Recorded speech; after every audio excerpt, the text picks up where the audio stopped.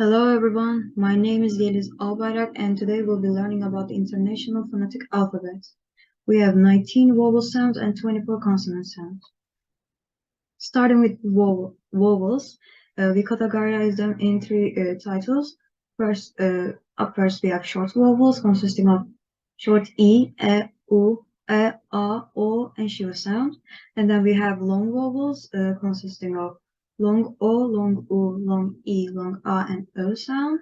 And then we have diphthongs, which are the combination of two pure vowels. We have O, E, Oi, O, A, I, and E sound. Starting with a long E, that is a front sound, which means that the sound is articulated at the tip of the tongue, which is right here. And that is a close vowel. That means that the oral cavity when we articulate the sound is pretty narrow. That is a voiced sound as like the all other vowels. All vowels are voiced. Long E as in sleep. You can feel the sound articulate at the tip of the tongue when you're trying to say it. Then we have the short E as in bin. It is also a front sound. It is articulated at the tip of the tongue, right? You can see it is also closed. The oral cavities narrow when you make this sound. Then we have as in hen. That is also a front sound. The sound A is articulated right there at the tongue, and it's a mid sound, which means that the oral cavity when we when we're trying to articulate this sound, is not too wide nor it's narrow. It's right in the middle. Up next we have A as in gem. It is not A, not A. It is in the middle. That is also a front sound. The sound is articulated right there, and when we make this sound, the oral cavity is quite wide, which is why we call this an open sound. Up next, we have short A, as in cut. That is a central sound, which means that we articulate the sound in the middle of the tongue, and it's mid. That meaning that the oral cavity is just middle open. Up next, we have long A as in ba. It is a central sound also that it is articulated here, and when we say this, our oral cavity is quite wide. That is an open sound. Next, we have O, as in fox.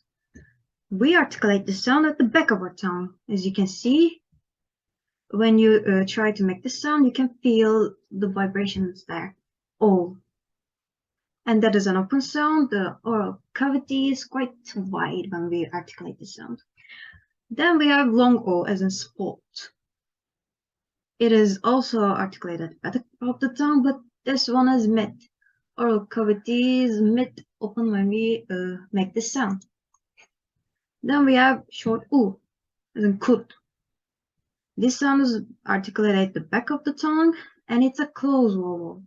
Oral cavity is quite narrow when we make the sound. Then we have long U, as in cool. That is also articulated at the back of the tongue, and our oral cavity is quite narrow. Up next, we have O, as in girl. That is a central sound. The sound is articulated right there, and oral cavity is mid-open. And then we have the Shiva sound, a sound as in camera. That is the weakest sound of the phonetics, and also it is the most common.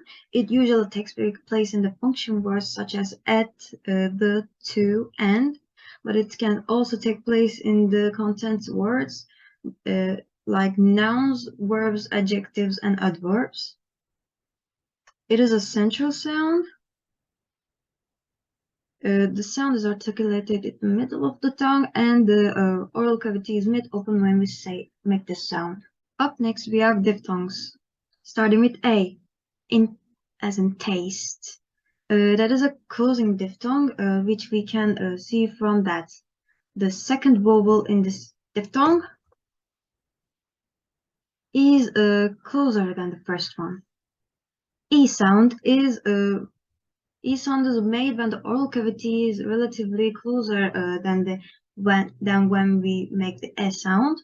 So when we make this sound, our oral cavity narrows as we make it. That is why it is called a closing sound, and the sound is articulated at the tip of the tongue because both E and E sound are articulated there. Up next, we have the I sound, as in pie. It is also closing diphthong because the E sound, when we make the E sound, we make our oral cavity relatively narrower than the A sound. And then this sound moves back to front because when we make the A sound, or the sound articulates right there and then it goes right there at the tip of our tongue. Pie. And then we have the oi sound, as in toy. It is also closing the tongue. When we articulate this sound, our oral cavity closes, narrows. And this sound is also a flowing sound because our first vowel is articulated at back of there, and then it moves to the tip of our tongue also. And then we have the ow sound, as in house. It is also closing diphthong because the oo sound is narrower than the ow sound, and then it moves from center to back. Ow sound is made in more closer to center than the oo sound. That's why it flows to the back when we make it. And then we have the o sound, as in po. That is also closing diphthong. When we articulate the sound, our oral cavity moves from wide to narrow. That sound moves from center to back because the shiva sound is made from on the center of the tongue, and the oo sound is at the back. It just flows like that when you articulate the sound. And then we have the ear sound, as in clear. That is a centering sound, which is different than we saw there.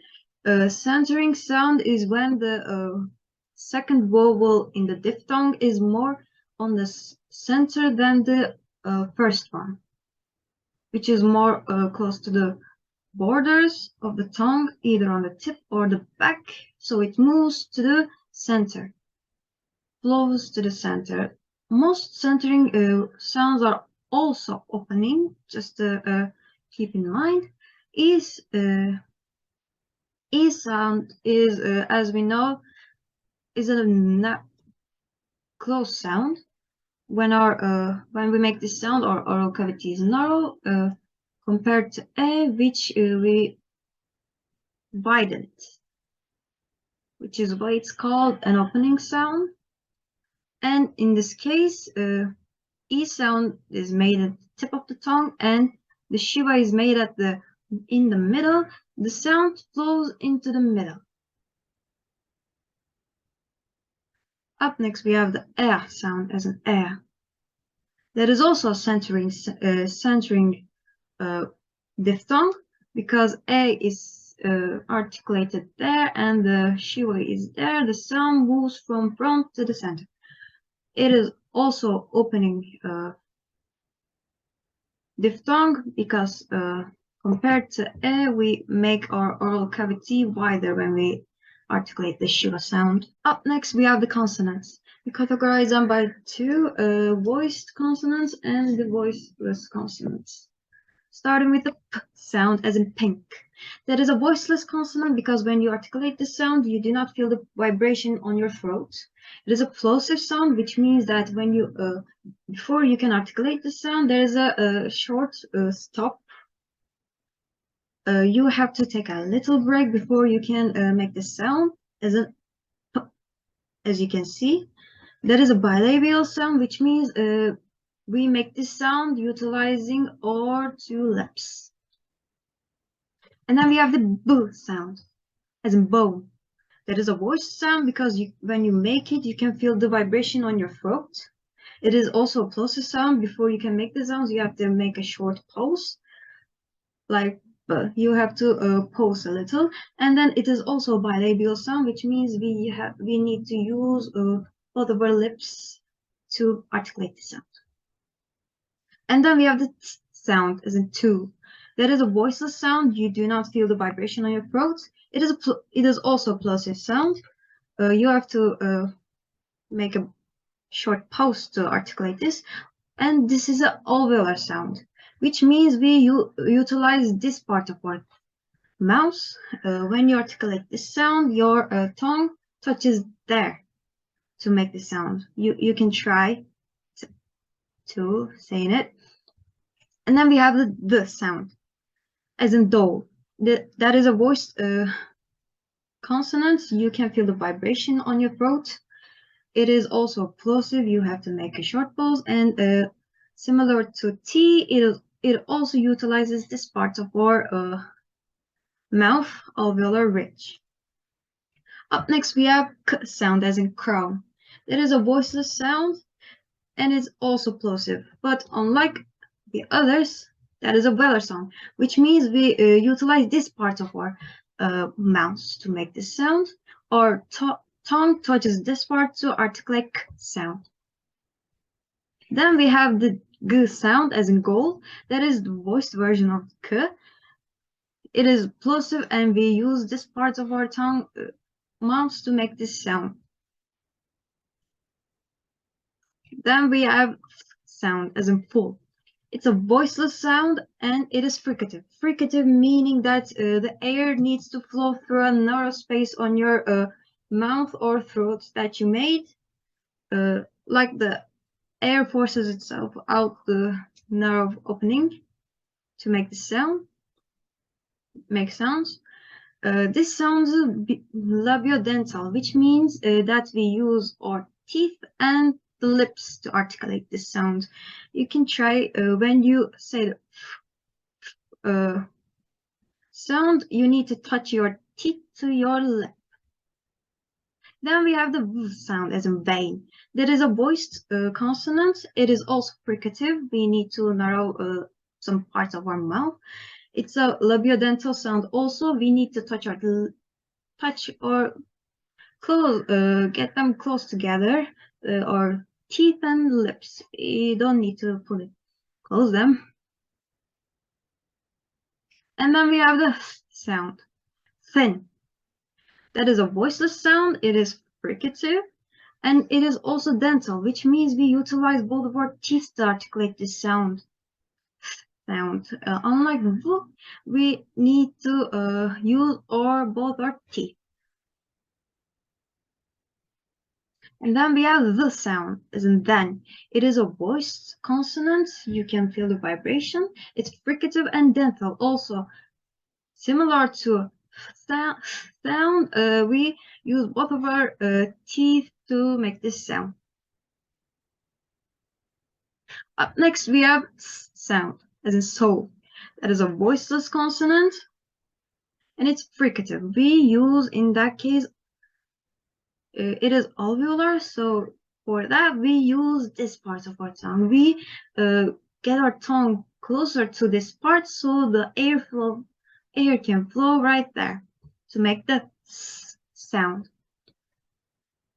And then we have Z sound, as in zebra.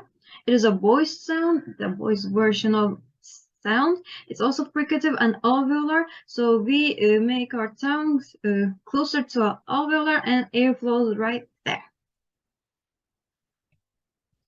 And then we have sh sound, as in shine. It is a voiceless sound. It is also fricative, and this one is platal, which means we are using the heart plate to make the sound. We get our tongues closer to the heart plate so that air can flow from there, therefore making the sh sound. And then we have zh sound, as in casual. It's a voice sound, and it is fricative also. It is platal, similar to sh sound. We make room for the air to flow there to create the zh sound. And then we have sound, as in hell. It is a voiceless sound. It is also fricative, and this one is glottal, which means we use this part of our throat to articulate this sound so that it can sound like h. Then we have the ch sound, as in chain. In the symbol of the sound, we can see the t and sh sound together to symbolize ch sound. It's a voiceless consonant. Our throat doesn't vibrate to the sound, and it's an affricate sound. Affricate sounds mean that the air released is relatively slower than the other sounds made, and it is a plateau sound. We make the sound utilizing this part of our mouth, heart plate. Then we have the j sound, as in joke. We can see in the symbol that we use the and j sound together to show j sound. It's a voiced consonant. You can feel the vibration on your throat, and it's also affricate, and this is a plateau sound also. We utilize this part of our mouth to make it. Up next we have the m sound, as in mouse. That is a voiced consonant. You can feel the vibration on your throat, and it is nasal, which means you need to release air from your nose to make this sound. You can try blocking your nose and making this noise, which will not succeed because you can't make it sound without releasing air from your nose. It is also bilabial, which means that you utilize both of your lips to articulate this sound. And then we have the n sound. That is a voiced version of, oh no, that is a voice sound, which is also nasal. You need to release air from your nose, and it is alveolar. We use this part of our mouth to make this noise, alveolar ridge. Nose. And then we have the n sound, as in ring. This sound is usually used in the ing addition of the words right there. It is a voiced sound, nasal, and this is one as well. This means our tongues touch the uvula right there to make this sound, unlike the n sound, which we use our alveolar ridge to make it. And then we have the l sound, as in long. That is a voiced consonant, and it's lateral. Lateral means that the air flows from two sides of the tongue, and it's alveolar. To show this, I'm gonna draw here that your tongue touches alveolar ridge right there, and from the sides your air needs to flow through there to make this sound. Up next we have the r sound, as in radio. It is a voiced consonant and approximant. Approximant means that to articulate this sound, we need to utilize parts of our mouth that are not so close together. So they are quite away, and we use them. It is a plateau sound. That means we use our heart plates and our tongue to make this sound. Like we need to move our tongues like that to give it a space to articulate the sound. And then we have the woo sound, as in what. It is a voiced sound, and it is also approximant, and it's bilabial. That means that we need to use both of our lips to articulate this sound, and our lips won't be so close. It's going to be more open to make this sound, as in woo, woo, what. And then we have the y sound, as in yellow. You can see right there, it's a voiced consonant. It's also an approximant, and it's plateau. So quite like the R sound here, we use hard plates to articulate the sound. Y, yellow. And this concludes my video. I hope you found it useful. Have a great day.